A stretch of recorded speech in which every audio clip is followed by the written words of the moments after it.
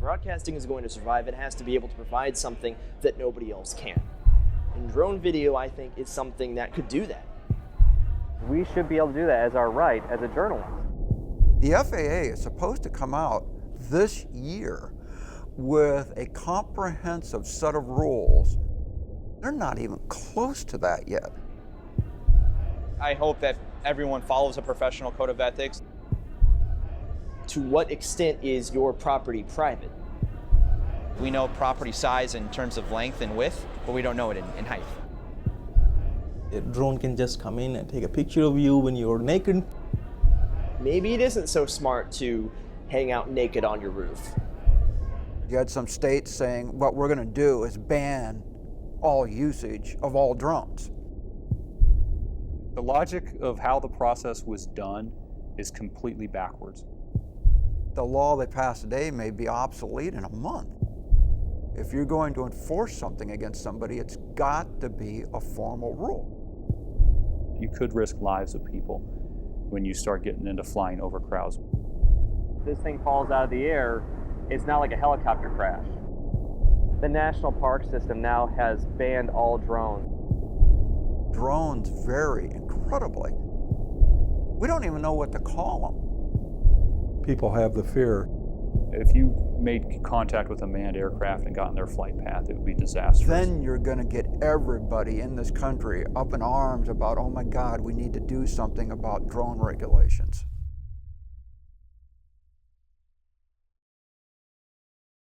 You know, you could feel it, like that something bad's going to happen. You know, like there's going to be some pretty wicked storms.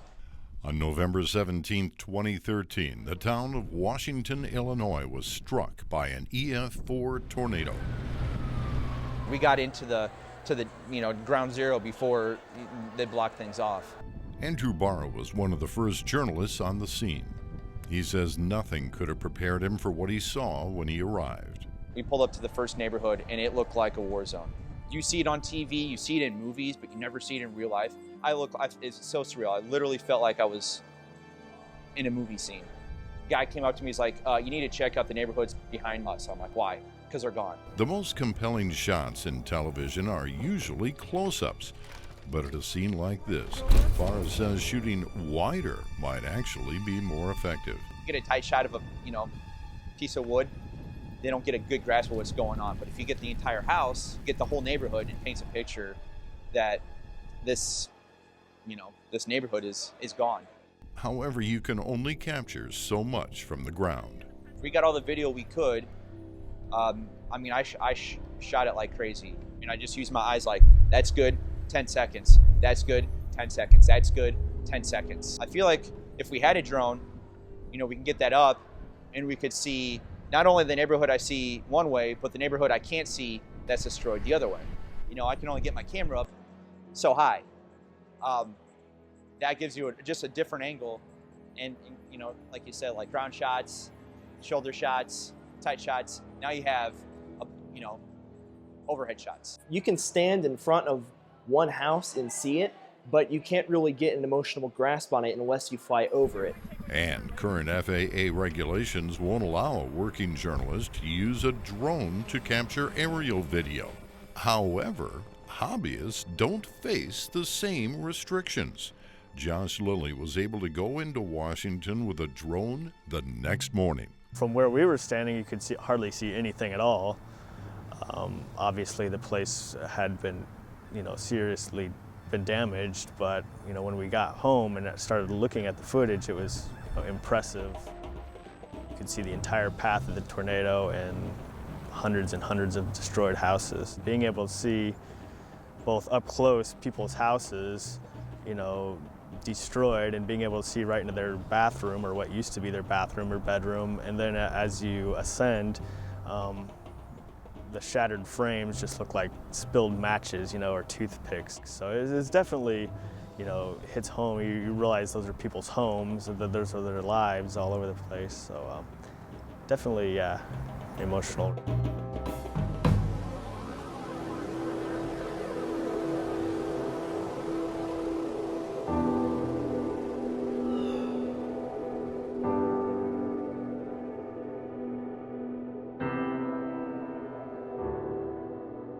It first happened when man looked up. And we have to think that the first humans, or the first even pre-humans, whatever they were, would look up in the sky. At night they would see the stars, moon, and that's when their imagination started. What is that up there? Can I get up there? Of course they couldn't get up there until technology and man's ability to utilize whatever our Creator put in us. It is kind of neat, the idea of bird's eye view and God's eye view. I think it means that you have a bigger picture, as if God knows everything. So you know everything if you have a aerial shot. You're able to see things that you'd never be able to see before. Is that what God sees when He looks down at us? It is really neat. I think there's a whole emotional impact to it that is you can't get a different way. I just want to have a camera that I can get up in the air and get shots from a perspective that I've always wanted to do that I could never do without a large jib. I have the best office view in the world, especially in the evening time when sun starts going down, maybe the city lights are coming on and stuff, and you can just see for miles. It's great.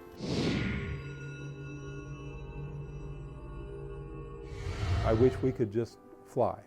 We can't. You have to build a device that can do all that. Flying is like related to our sense of freedom. You're up in the sky, you're controlling the aircraft, and you can go wherever you want to. You get enlightened where you detach from the gravity of Earth and you're away from it when you fly. Maybe you see bigger things and beyond.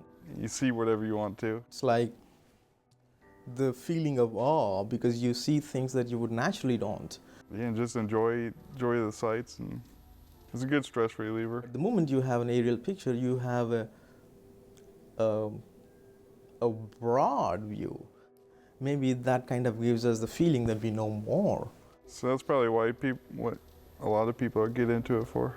It's just interesting technology. It's pretty cool to think that you can have an aircraft that can fly up in a room space. It doesn't need a lot of room, and it flies stable. It's not like back just a single rotary helicopter that was unstable and difficult to fly and stuff. Now these things can just take off. They're very stable. They're easy to use. I started seeing videos online where people were getting these shots where they fly beneath trees and then soar up to 200 feet in the air in very tight spaces, and I wondered how were they getting these shots? Were they using a jib camera? Were they using some sort of magical kite? I couldn't figure out what it was. When I first started shooting here in Bloomington and I showed it to people, it was just seeing your city in a different way, and people were blown away by it. They see the park that they've seen their whole lives, but now it's at this altitude that you could just never get before. And you can't even get it with a helicopter. I mean, you can't do this with a helicopter. You can't fly 400 feet off the ground with a helicopter. A craft flying over trees and flying over lakes, and people are just transfixed by it. They stop and they watch it for a long time because it's something amazing that they don't get to see every day. And if we were able to put that into everyday broadcast news, that would only be a recipe for success. How else can we see places in the country and things involved in the country? How else can you really see some of the grandeur of the Grand Canyon unless you can see it from an aerial view? It would take all day to see some of the things unless you could get in a helicopter or an airplane yourself. Most of the time you just see it on YouTube videos with people doing flyovers, people doing extreme sports, people climbing things. It's mostly a first-person perspective of something cool that somebody is doing or something extreme that they're doing. And while I guess the thought crossed my mind that this could be used for journalism, it wasn't really something that I thought about until today. It's amazing. It doesn't even look like it's real. Your first thought is, wow, this is done by a professional video company. Somebody who has lots of money and lots of expensive equipment was able to send something up in the air and collect this. And the most astonishing thing to me is the reality of that is almost anyone can do that. It looks too good to be true, and what's most amazing is it's not. It makes it accessible to the average person now is what it does. So before, when I was growing up and I saw these professional athletes skiing down a mountain and they had a helicopter, they were professionals. That was not accessible to the average person. Now you can buy a small drone with your friends, and you may know a great snowboarder, but they're not at a professional level. Doesn't matter, now you can still get great footage with these things. My station doesn't have a helicopter. What if we need to get aerial video of a scene? What if we need to have a bird's eye view of what's actually going on? You know, that's something that most stations, especially in medium and smaller markets, can't do.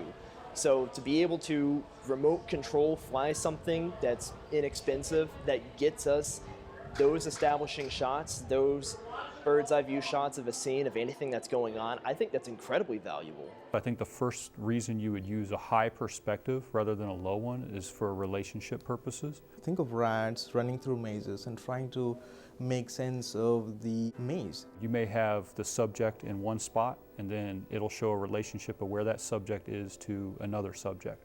Our mind kind of makes connections between still shots, and in that, location plays an important role.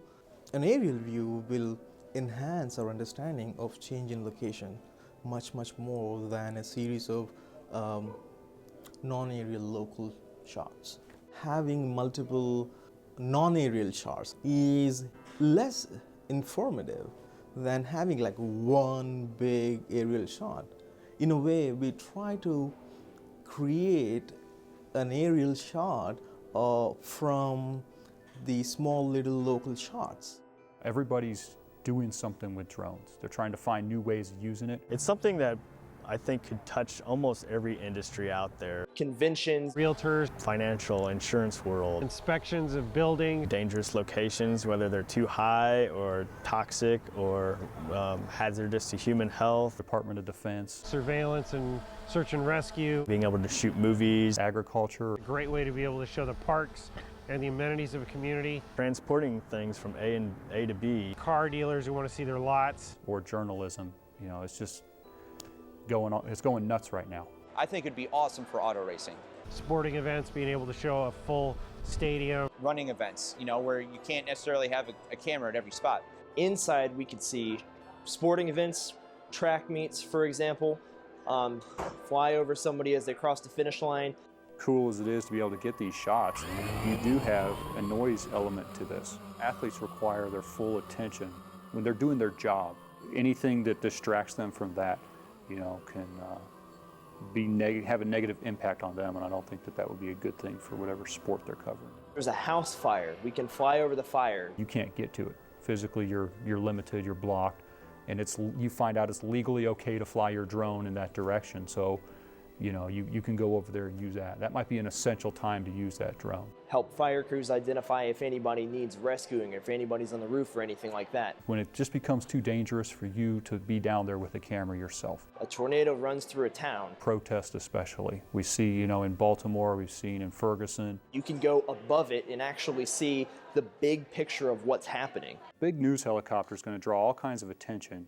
You're going to have trouble, you know, getting these shots. You're going to have buildings. You're going to have distractions.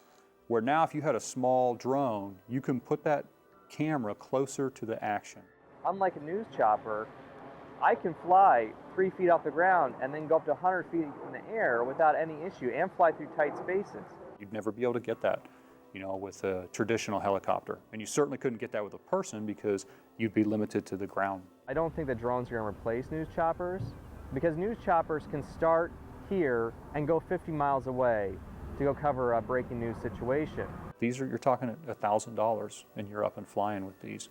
So they're pretty much just a write-off for a lot of stations. These news choppers that news stations use, their contracts cost millions of dollars every year. With buying this drone, we're saving this many man hours, we're saving, you know, having to purchase or lease these many airplanes. I'm not saying that a drone is a cheap option, but I'm saying that it is another option to get video without having the extra cost of a chopper. Instead of flying this person there or having them directly interview it, we can have a drone do it and shoot in. And then what then happens to legitimate news gathering organizations when they start adopting behaviors that are very similar to a person who's just an amateur? I don't know they're going to be game changers. You're not going to replace a person on the ground who's getting a great shot. The situation is going to dictate what the best tool for the job is. And I think that journalists need to look at drones as a tool rather than their only way of capturing footage at that time. Question is, you know, do you take the drone with you? First consideration is probably going to be time. If you pull that drone out, that's going to have to eat up some of your time to actually fly that up, and you're going to have to be careful with that. That's a lot of time and attention. It's possible you could have been better served to just leave that drone in the back of your news vehicle and get your camera out, and you could have gotten, let's say, 8 shots. If it's an emotional story, you need to see somebody's eyes, and a drone's not going to get that for you. You have to be on the ground. You have to have your camera. You have to be in the right place at the right time and have the right timing.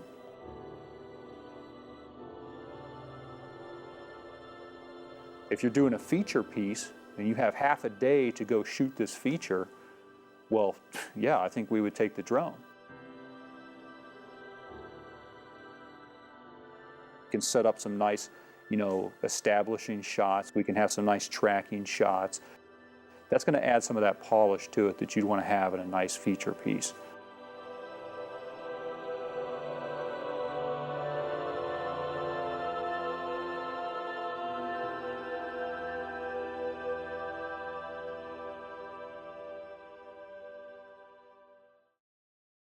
Photography was being developed in the early 1800s to the point where it was almost becoming practical that they could take a camera with a certain emulsion and make an image.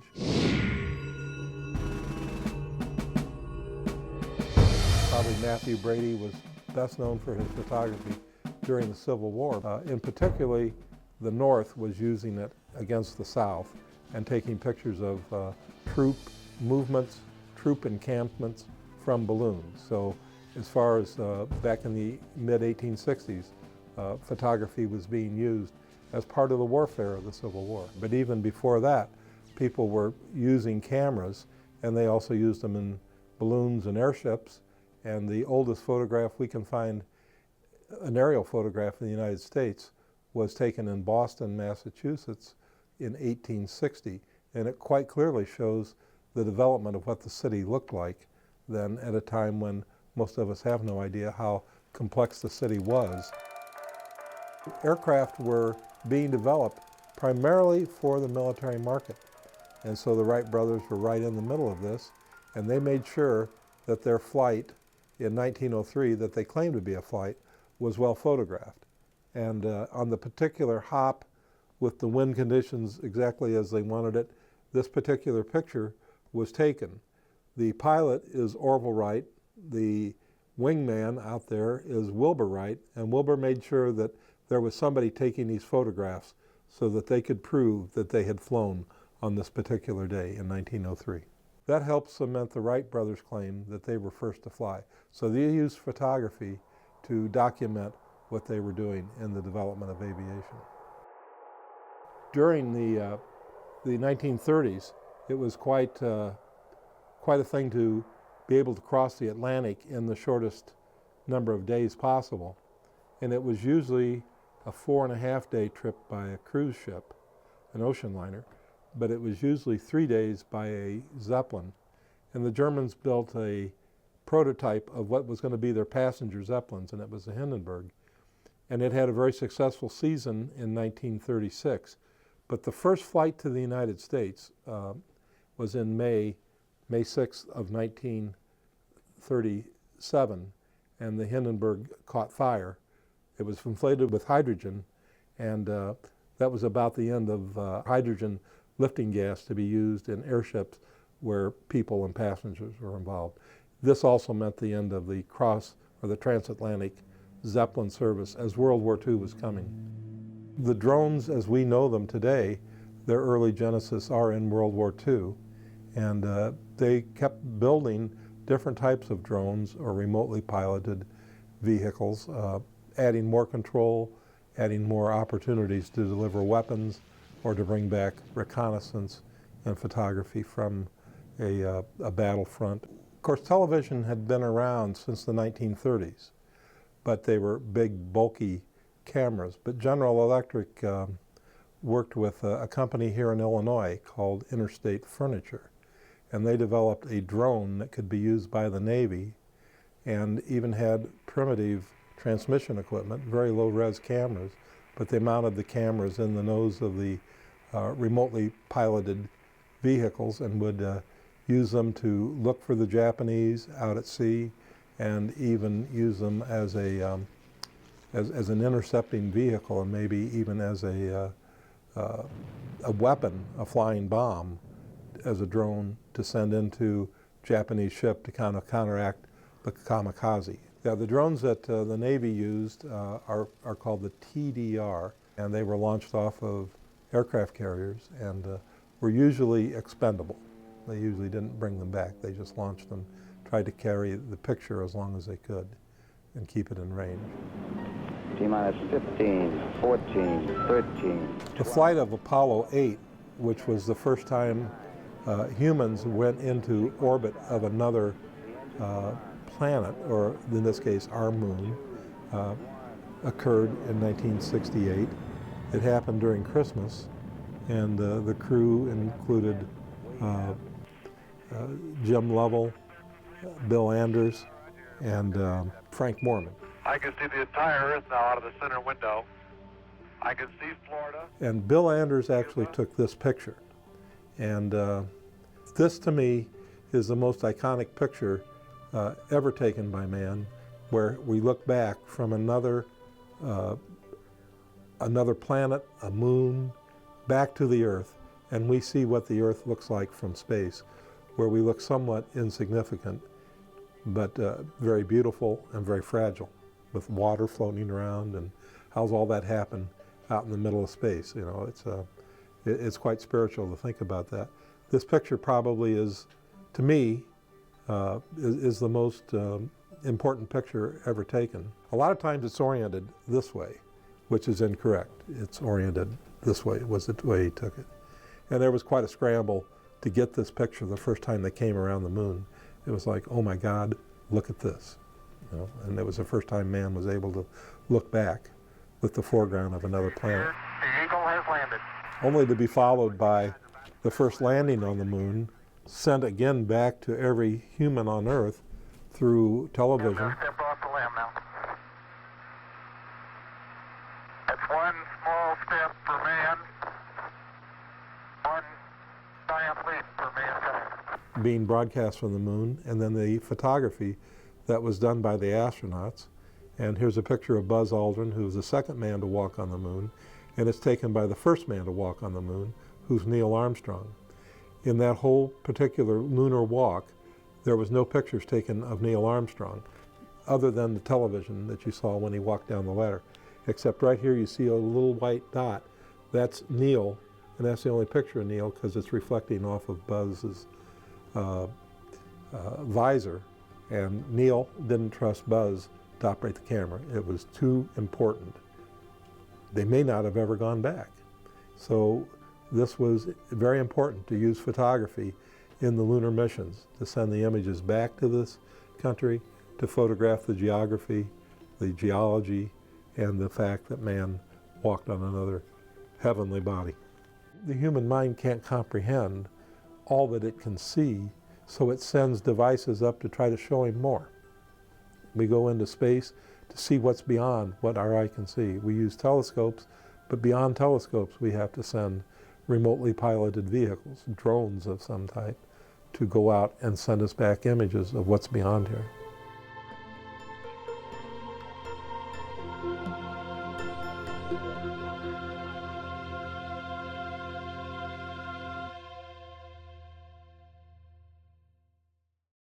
There's a possibility that the meanings that we mostly attribute to some words may tell us something about how we view things. So maybe you're naturally scared of drones.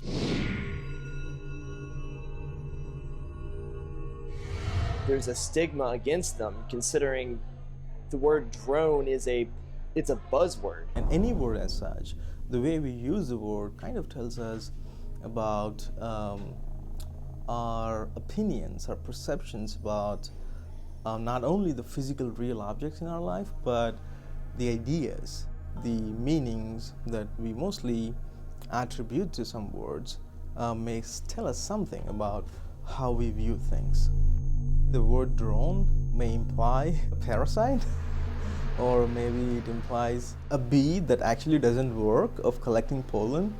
In that sense, it's really scary. That was one of the big things, is do we even call these things drones? What should we call them? Because as soon as you hear the word drone, you think of a flying robot that's going to drop a bomb. A drone could also be considered a cruise missile.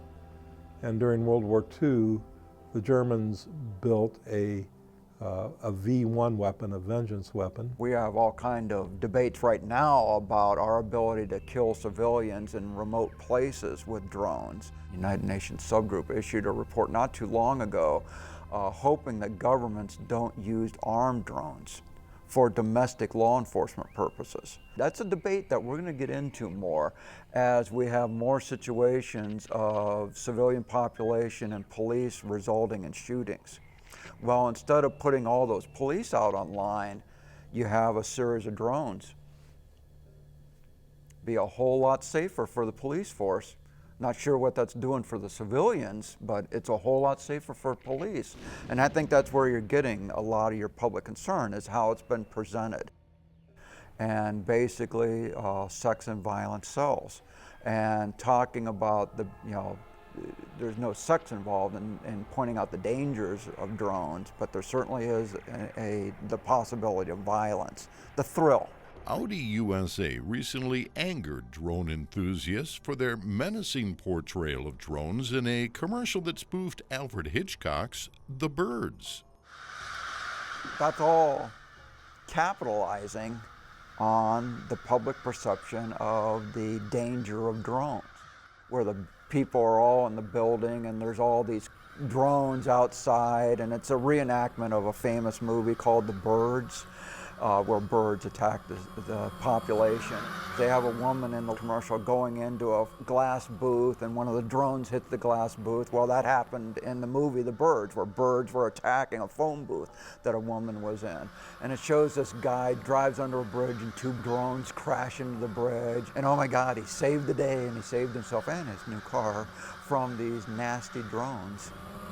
When people think of drone, they don't think of a small craft that has some propellers on it that has a GoPro attached to it. It wouldn't hurt you if it flew into you. Even the blades, I mean, the blades of them, now the bigger ones, the blades would hurt you. I mean, these drones, they're essentially a small plastic battery-operated device, usually weighing less than 10 pounds.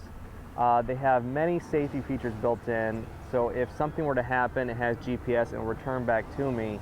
I mean, they're a very safe device to use if used properly.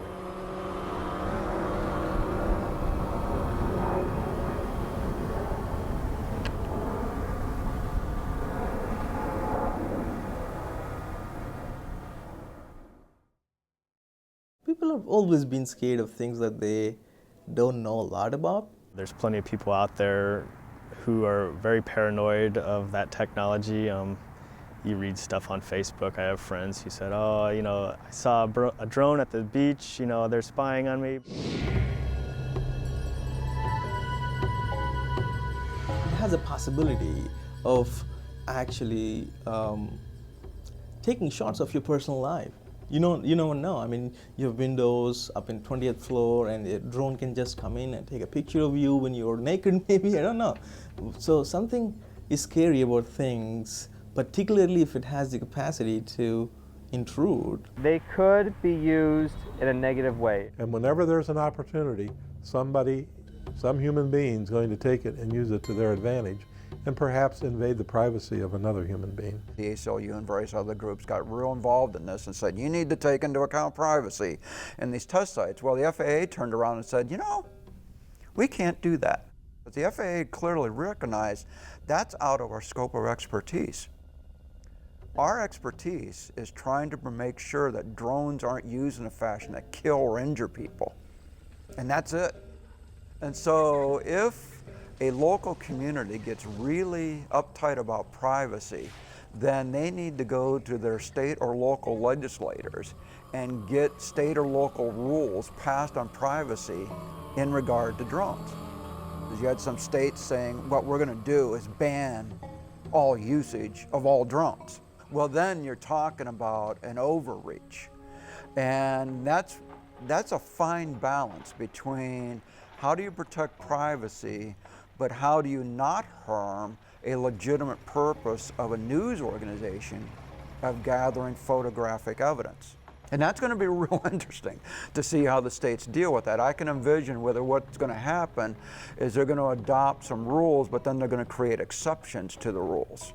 You know, that an exception to the rule would be a journalist in the conduct of actual news gathering is exempt from having to abide by this general prohibition on drone surveillance. There's really nothing in this technology that I see right now that is going to, go past what we can already do. These cameras on all my drones all have fixed wide-angle lenses. So that means that I literally have to be within 10 feet of you to make out your face clearly. If anybody really wanted to spy on you, all they need is a pair of binoculars. I have this camera with like a 250mm zoom lens and 24 megapixel resolution. I used to live in a condo downtown. If I wanted to be a creep, I could have been a creep. If they really want to be covert and indiscreet about it, using a drone is going to cause a lot more attention. It's a lot easier to zoom in with the camera than it is to fly a drone up to a window and be hovering right outside the window and hope you don't hear the. If it's anywhere, within 50 feet of you, you're going to hear that. I always liken it to a weed whacker in the sky.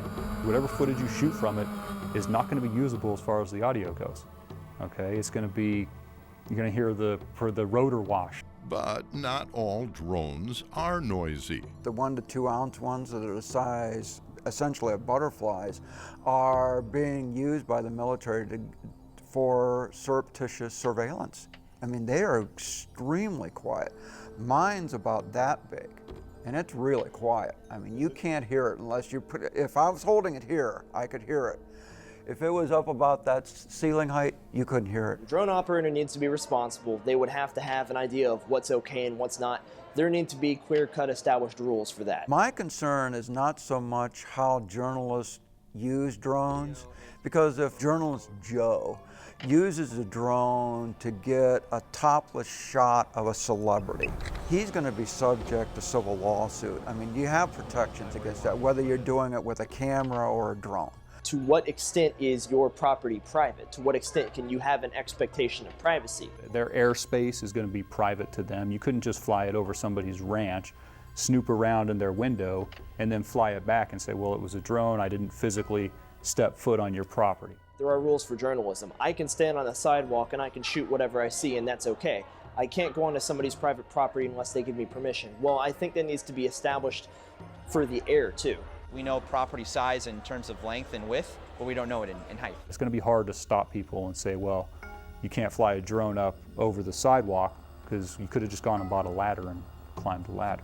And that thought echoes a Supreme Court ruling from the 1980s on Fourth Amendment rights. I still remember one of the things that the Chief Justice at that time said, and that is a person on the top of a semi-truck could have seen inside the house over the 8-foot fence that had been erected. If the drone flew over the privacy fence to get those shots, then it's going to be, in my opinion, deemed illegal. But if you flew the drone straight up and looked over a privacy fence, then it may not be illegal.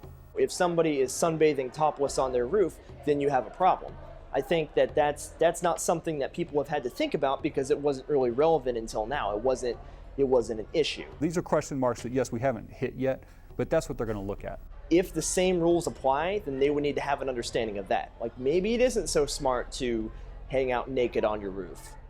Any kind of new technology is intimidating to people, but I think people will get used to it and see the good that it can do. People are going to have to come to the understanding that you cannot stop technology.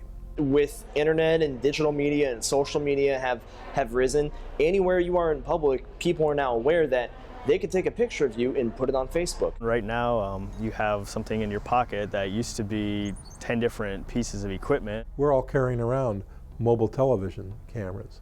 I can take a picture right here now and send it to a friend of mine in Russia, and he can see what we're doing. Digital cameras are not going away anytime soon, whether they're on a drone or they're on the ground. I mean, they're always going to be there, and they're always going to be getting better and better. People should be smart enough to realize that what that you should not do anything outside that you wouldn't want to get caught on tape. Now, is that right? Is that the kind of society that we want to live in?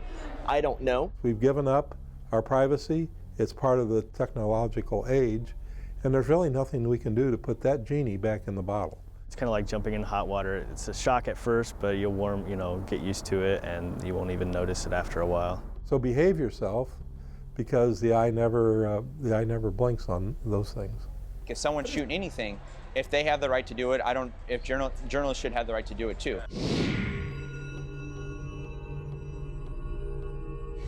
There shouldn't be any restriction on if a news organization wants to buy a drone, train one of their staff to use it, and then go out and gather footage. We should be able to do that as our right as a journalist. That's our job, to tell them what's going on, and we do it, through pictures, through video. The public does have the right to see that, because it paints a picture of what's going on. The courts have ruled that the First Amendment does not give journalists the right to break the law, but many journalists question a regulation that would prevent them from doing something that a child can legally do.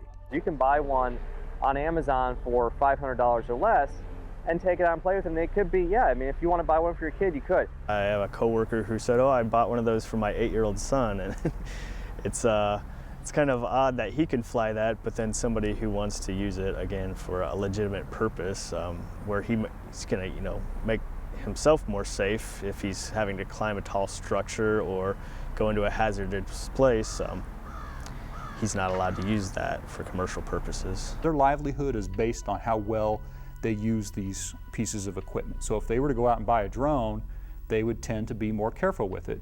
Those people who tend to be careful with it are now blocked from using it. That's just fascinating, because radio-controlled aircraft can be used by commercial people for exactly the same thing a drone's being used for. And a drone can be used recreationally. If I'm not doing it for money, I can come out to this park we're at right now, fly around, take nice pretty images, and with no issues at all. As long as I'm doing it safely, flying below 400 feet and 5 miles away from an airport, I should be totally fine. My exemption that I got, they restricted me from 400 feet to 200 feet.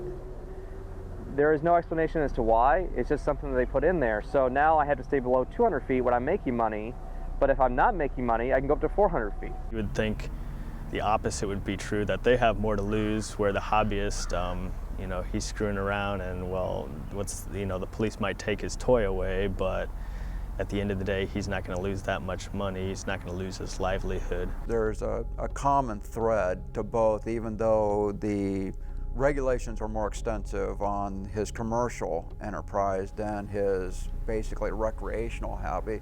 The primary motivation and the primary goal of both sets of regulations is essentially safety. They said that either myself or someone on site had to be a licensed pilot. Even if he's doing it as a journalist, I think, to get the COA and all that kind of stuff, he has to document that he can operate it safe. That's why he has to have a licensed pilot there. I personally completely disagree with that.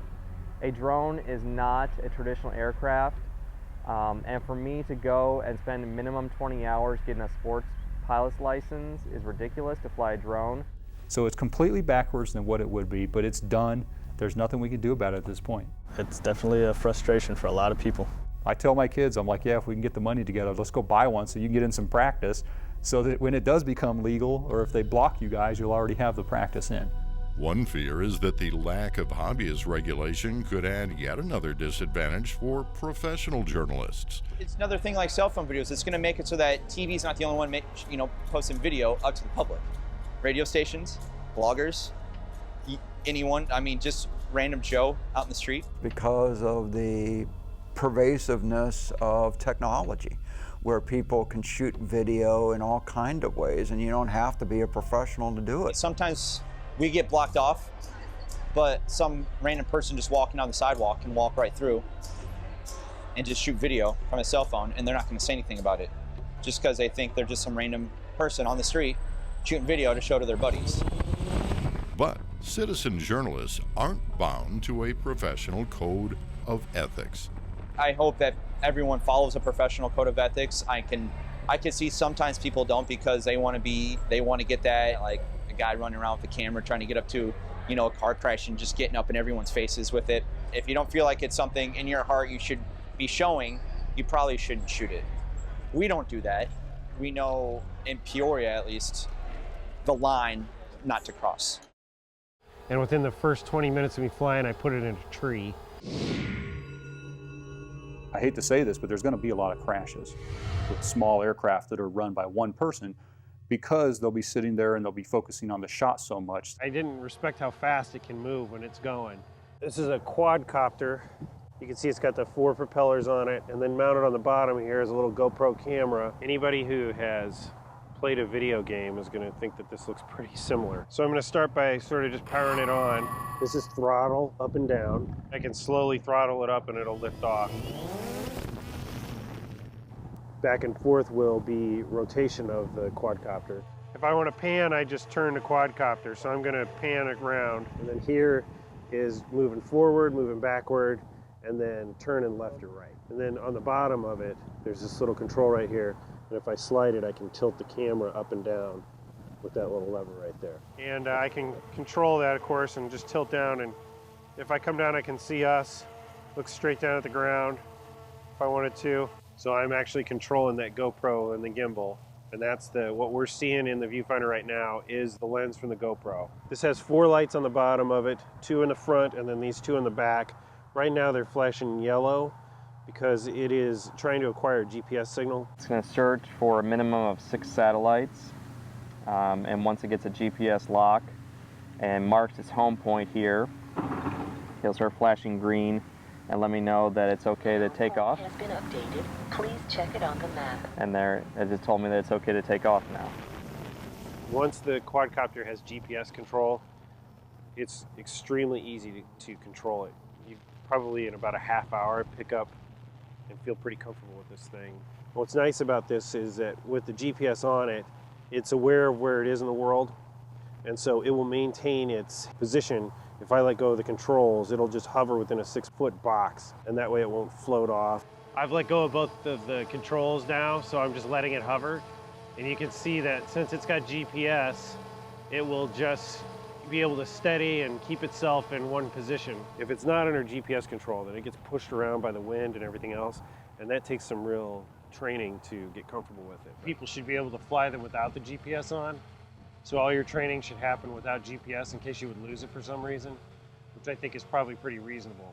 Because if I lost GPS right now, that thing would be in that tree in a couple seconds. It may not say specifically don't go to a park where there's like a concert venue going on, but you just need to know, like, stay away from large groups of people. They don't want you flying it over people, but you could be near them. And I could see somebody losing control pretty fast. For some reason they lost GPS. You have to remember all your spatial orientation and what's around you. The tricky part is right now it's backwards to me. So this is where getting used to it helps. Because right now if I push the stick this way, it goes that way. And so if you get confused or alarmed or kind of freaked out for a second, I could easily fly it right in exactly the opposite direction I wanted to go. If someone does something that could cause harm to someone else, it could then ruin it for everyone else in the drone community. As long as they're following the rules, I think it should be all right. I think most of them are going to be pretty low flying, so as far as they get in the way of aircraft, I don't think it's going to be an issue at all. At a maximum altitude of 500 feet and a minimum of 5 miles from the nearest airport, drones should never occupy the same airspace as manned aircraft. If you're out in the middle of nowhere, there's a good chance that there's not going to be a plane that's 400 feet above you. You know, they're thousands of feet up in the air at that point. And if a commercial airliner is that close, then they're probably going to crash. If you're that low, that far out from an airport, you could, one, you either just flying around in a way that you shouldn't be, or 2, you have an emergency on board and you're just trying to deal with that. There's a lot of sky up there though. I mean, there's times where I'm flying at 20,000 feet and there'll be an airplane 8 miles from me and I won't ever see it. But the Consumer Electronics Association has predicted that in just 5 years, there may be as many as 1 million drone flights a day in the U.S. That would dwarf the number of manned flights. Typically at any given point in time, there's about 5,000 to 6,000 airplanes flying around. So it isn't surprising that the FAA is taking time to make sure that drone regulations are thorough. We're kind of getting impatient on these regulations. Well, they're trying to make it as serious as possible because, one drone could take out a plane if that drone's in the wrong place. If you made contact with a manned aircraft and got in their flight path, it would be disastrous for the manned aircraft.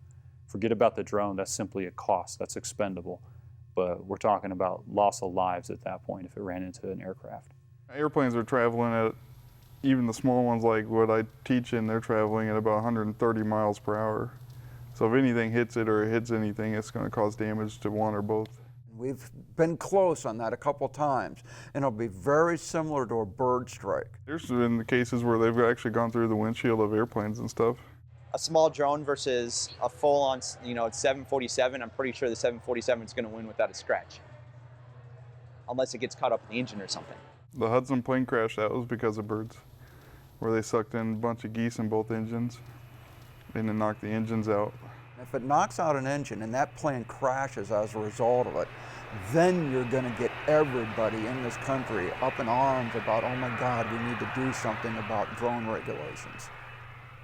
The FAA is really late in regard to drones. They've missed every deadline that Congress has imposed on them.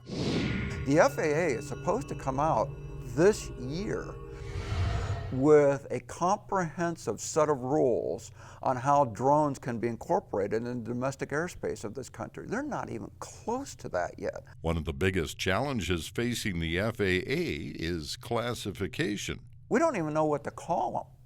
I mean, I've seen all kind of different things. They're unmanned vehicles, they're unmanned air operating systems, they're drones, they're recreational vehicles. They got to figure out a definition, and they're about 25 years behind the time in doing that. Drones vary incredibly. We're talking about, just the real small ones you have, all the way up to a full-size Department of Defense, military, CIA type of aircraft. The other thing that's interesting is the technology that we can insert within a drone. You can have a very, very low-weight drone carrying things that you would never imagine. We haven't even addressed one of the major differences, and that is how long you can keep a drone aloft. It's gone so far that they're going to have a very hard time drawing it all back in to come up with some common definitions. The situation has left many journalists confused. Considering that it's not legal right now and the FAA hasn't figured it out, I don't even know where to start. The FAA says you can't make money using a drone, but some have questioned the legality of that mandate. Everything they've adopted since the early 1980s in regard to drones have been basically suggestions. In a recent federal case, the defense argued that the regulations weren't actually regulations. They were all basically recommendations, that nothing final had never been adopted by the FAA. And a federal magistrate said he was right. In a court of law, if you're going to enforce something against somebody, it's got to be a formal rule. It can't be an advisory opinion or a policy statement or anything like that. Even if the ban on commercial use is legally binding, it's possible to get an exemption. I've never heard about that.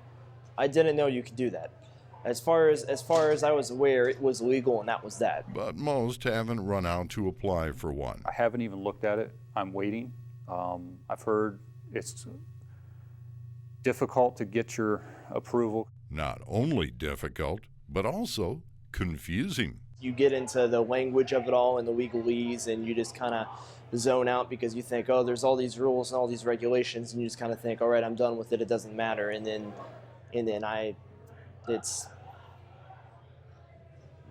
don't know what to say to that. I'm very lucky. My lawyer, Hank Parrott, he was interested in trying to see if I could get the exemption, because I was one of the first ones to put in for it, and he's a drone enthusiast himself. There are two steps to the process.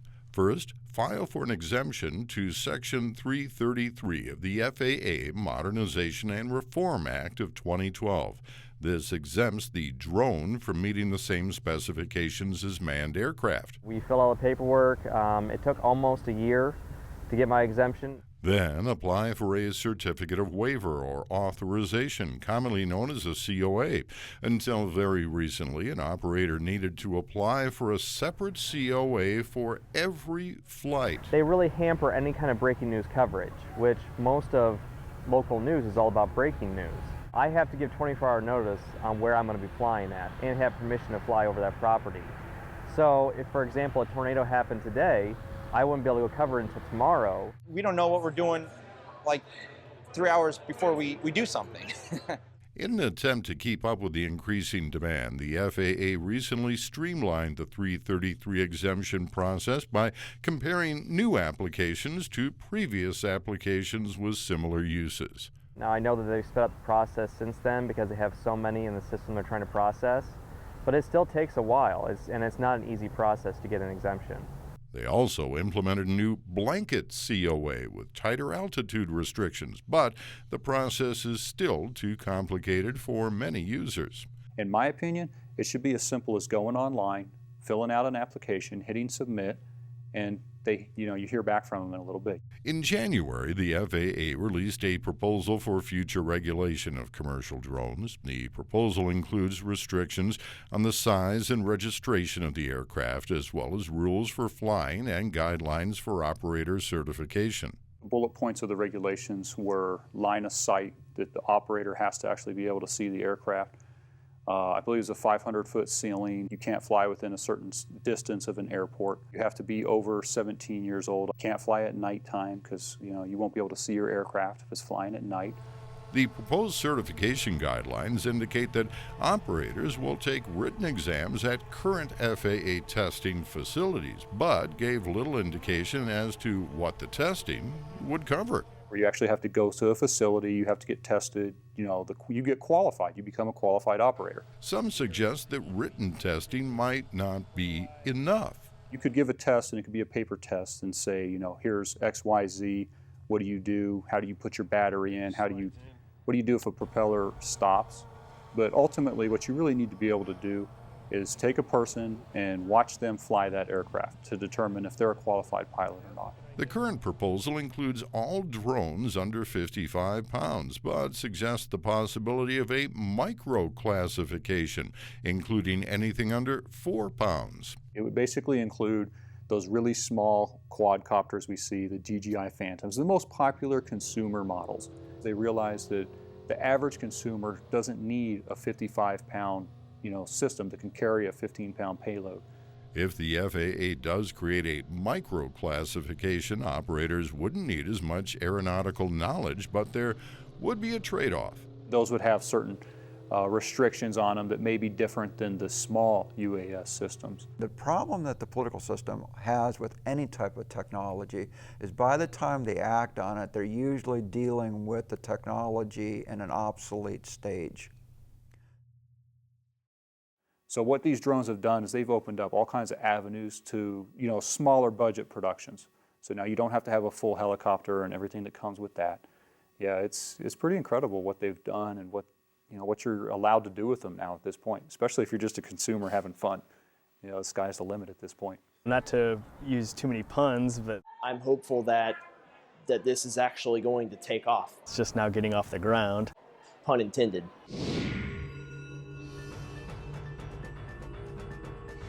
Being that they are new technology, everyone's trying to sort it on their minds of how best to use them and how can we use them legally. If I had an answer, I'd start doing that and make money off of it. There's a reason why Amazon and some of these other companies are thinking about this, because they know this could make major revenue for them. We probably haven't even scratched the surface of what someday drones will be capable of doing, or the fact that you will look up, hear one, see one, and probably won't think so much about it, other than wondering who's looking at you at that particular moment. They'll get cheaper, they'll get smaller, they'll get better. We'll see all that happen. Big picture, aerial view is going to become a part of our life. That's going to become as common as right now it's phone video. At some point, maybe we'll take, instead of selfies, we'll take aerial selfies. As soon as the FAA gets some rules established, there will be news stations that are applying for these. They got to do something.